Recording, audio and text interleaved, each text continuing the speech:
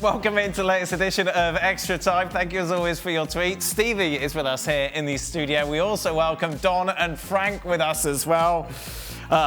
Frank has a secret I was going to tell everyone, but I don't because he'll get very angry. Go on. Okay. Tell me. No, I can't say. You know it. You know what it is. Oh, do I? Yes. Okay, right, here we go then. Happy National Grilled Cheese Day. That is for you, Don. Wow. Brilliant. Love that. Won't be touching it. Love it though. Frank, I don't know if you know, but Don hates melted cheese. Can't stand it. It's just like his kryptonite. What does he eat? Ordinary cheese? Yeah.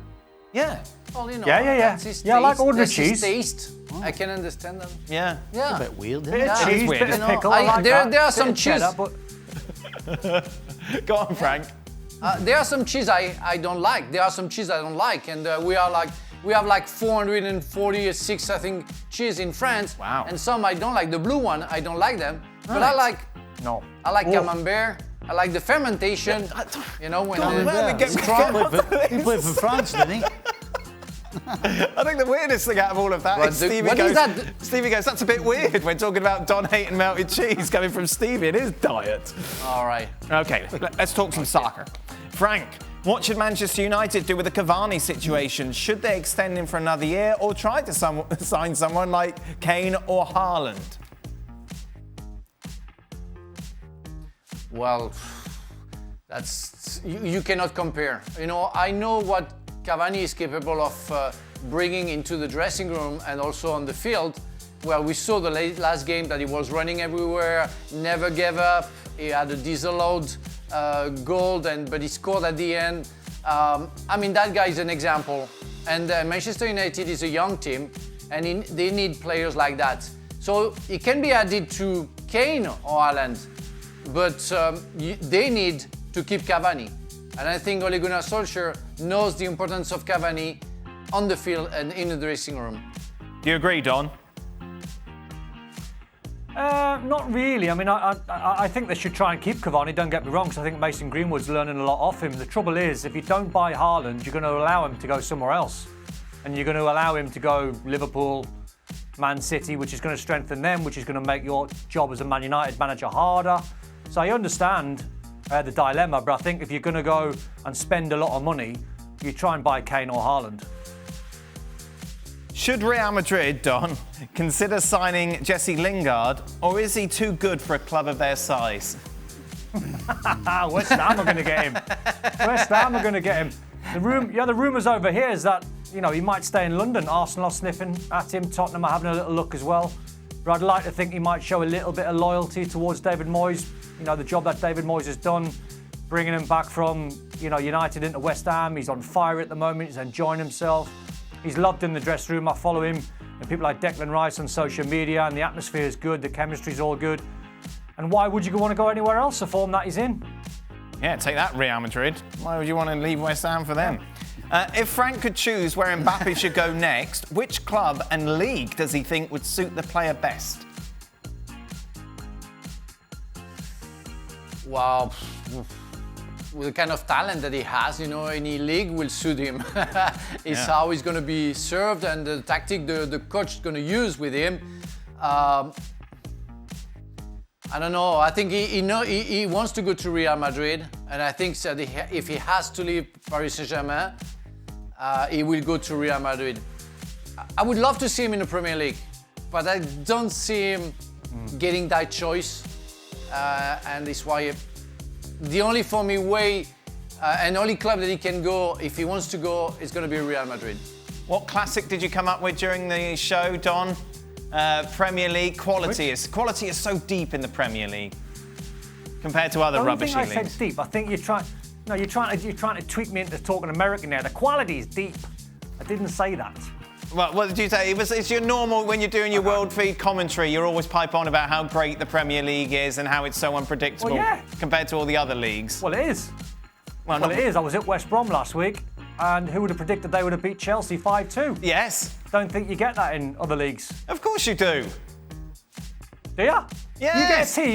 You get a team in the bottom two. Yep. Can stuff one of the big boys 5-2. Where are Chelsea in the league? 6th? I'm sure we can go over the records and find Fourth? someone that's in the Fourth? relegation zone who's beating a team that's sitting 5th, 6th. Well, yeah, but there's more examples than I've just said there. It's like, all right, Sheffield United Don, don't get couldn't win a involved game, with not win a them. game all season, Don't beat get Man United. involved with them, Don. No, he's trying to prod. He's trying course to he prod. is. He's not going to get a reaction. It's too late. It's just this urban myth around the Premier League that anyone can beat anyone, and that doesn't It's happen not in an any urban other myth. league. Hold on a second. Let's be honest, right? No, it happens more in the Premier League than it does other leagues. That teams in the bottom 3 can beat the top sides. Don, I think you'd have to agree with that. No, I don't, Don. I don't think you've got anything that will back that up. Don, Well, I'll just give you 2. I'll just give you Sheffield United, Man United. I'll give you West Brom, Chelsea. But look at 2 off the La top of my Liga. head. What? Don. Cadiz have beaten Real Madrid this season. Getafe have beaten them. Alcorcon have beaten them. who? Exactly. What's your point? My point is that it's an urban myth that anyone can beat anyone in the Premier League. It's not. It is. It's not. It's It's just the it's the propaganda. toughest league in the Propaganda world. thrown at us It's all the time. Propaganda.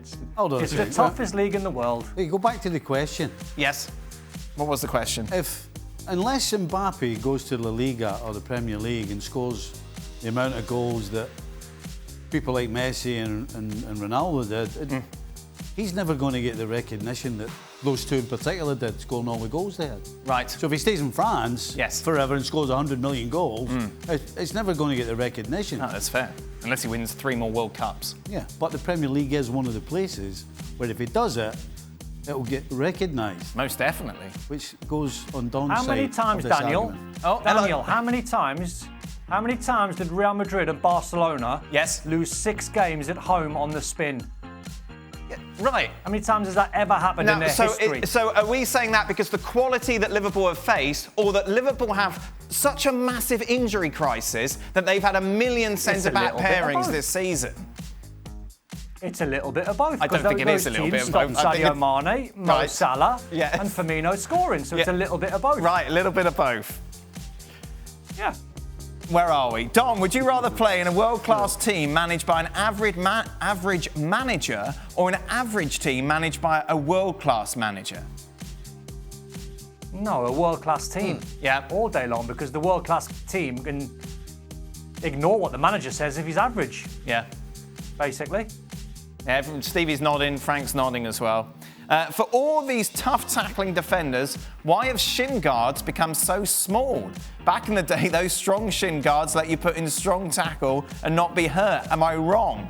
There's, of course, a famous picture of Griezmann with just what looked like a postage stamp as his shin guards. Why have they got so small, Don?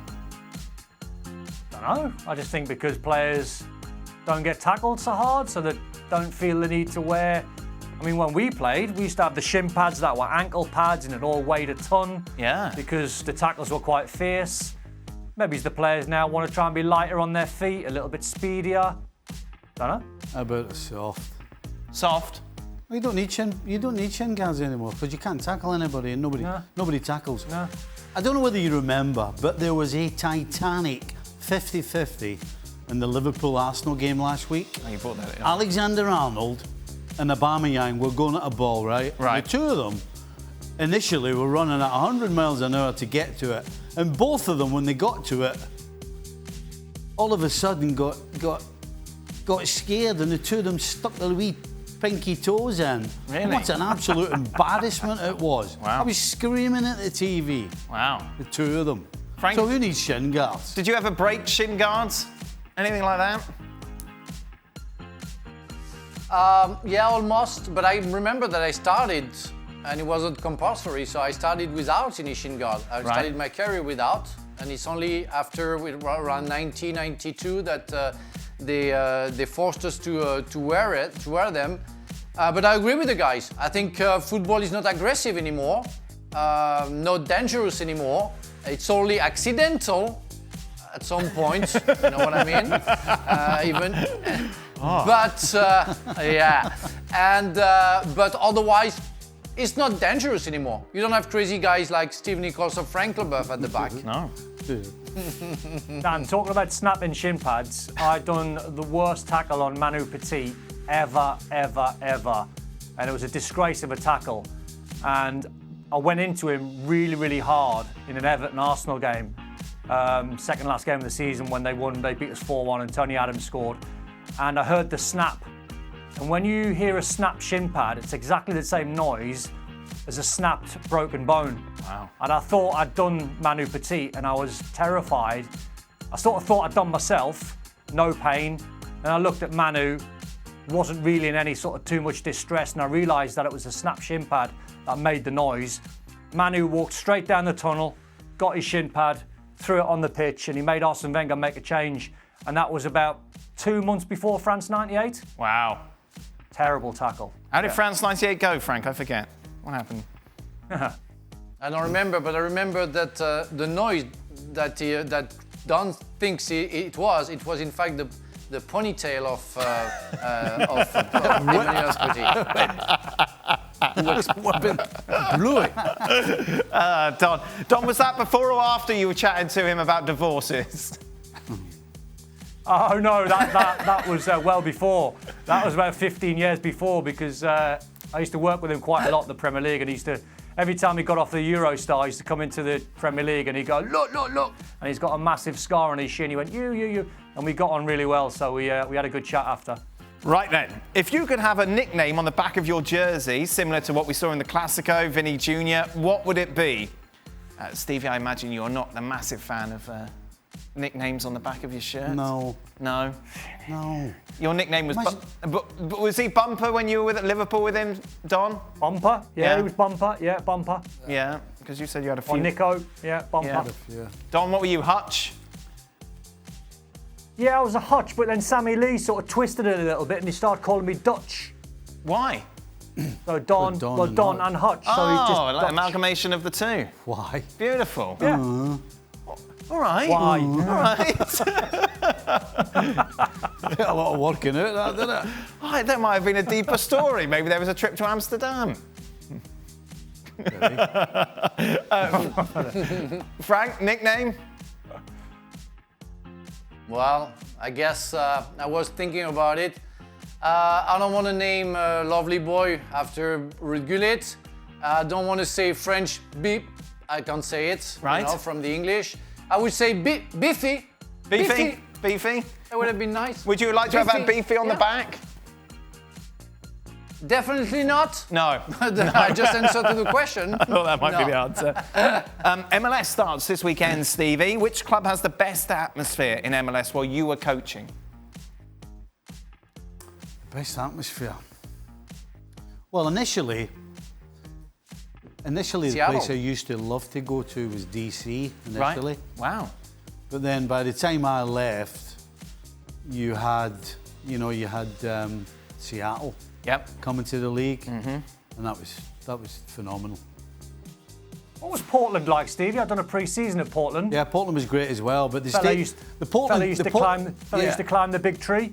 The problem with Portland, Don, is that it's only really half of the stadium that is amazing, because the other half kind of backs onto a supermarket or something. Can't quite remember what it is, but the one half is mental. But the other half's just kind of average. Whereas They've got a Seattle fella is like just climbing the the tree. place. Timber Well, they got Joey. Portland, like Timber fella- Joey cuts the trunk every time they score. Yep, we know what a chainsaw it. sounds. Yeah. Why were you there for pre-season, Don? Why didn't you stay? Well, I mean, what a ridiculous question that is, Dan. We were there for pre-season. Oh, I see. Sorry, I thought you meant you had pre-season with the Timbers.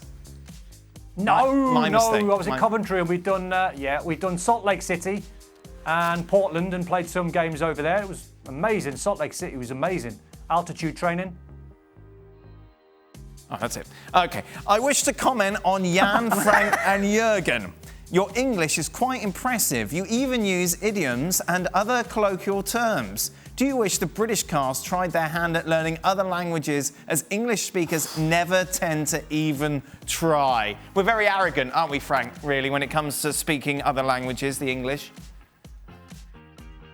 No, I can understand you. It's the language of business, and it's a worldwide language. It became the first language in the world.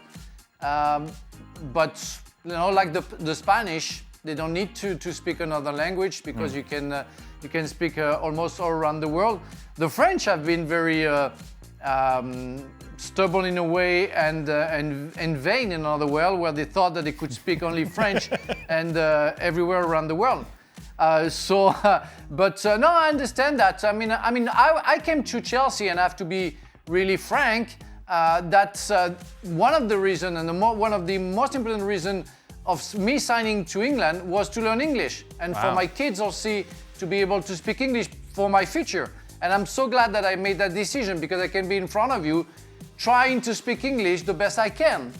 I struggle, but I try to do my best. You do very well, Frank. Don, did you ever have the chance to go abroad?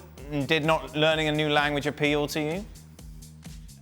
Yes and no. I had a little sniff of Inter Milan. It never ever come off. But when I was at Sheffield United, for some reason I started to learn Italian. And I was just bored, just going on the same away trips, listening to music, watching. I don't even know if movies were on the Sheffield United coach. I can't remember. They were sort of later on. And I thought, what can I do instead of just sitting on a coach for 4 hours every other week? So I started to learn a little bit of Italian. The trouble was, no one spoke it in Sheffield. And then it was sort of a waste of time, because I didn't go anywhere. Didn't go to Italy. So I just sort of went in, hold on a minute. They got a little bit, and then I forgot the lot. I used to go to an Italian restaurant every Saturday night after the game. My missus. They were all Italian. Hey, I should have gone there. Oh yeah, I should have went there. Where was that, Stevie? Ooh. Sheffield. Oh, do you know where Spackle used to live? He used to be near Spackle's house. Can't remember the name of the town. It was about 40 minutes from my house. I lived up past the stadium. I'd be pretty wasted, wouldn't I, if all I could do was say please and thank you in an Italian restaurant. So, Don... We can have a conversation with the guy. Don, what have you retained? Yeah, what can you still remember from those courses? Oh, don't even get me started, Dan. I knew I shouldn't have said it. Come on. I knew. Come on, Don. Come on, give us it. Come on. Ragazza. Ragazza means something. I think that means, is that man or woman? It's one around. I think that means woman or man. Ragazza means woman. Ragazza means woman. He knows that. Trust there Don. you go. Hey, Don. Ragazzi. Don, I can speak Italian. Ragazzi is men. Come va, Don? Come va? Va bene, Don? That's for that song. Va bene? Come va? Oh, beautiful. You have to answer to me. Yeah. Breaking up, say, breaking up, va Frank. bene, tutto a posto. Breaking up, Frank. Don, Yeah, prego. Prego. Ah, dear. Prego. Prego. There you are. Prego. That was it. Prego. Thank you very much. Piacere, Don.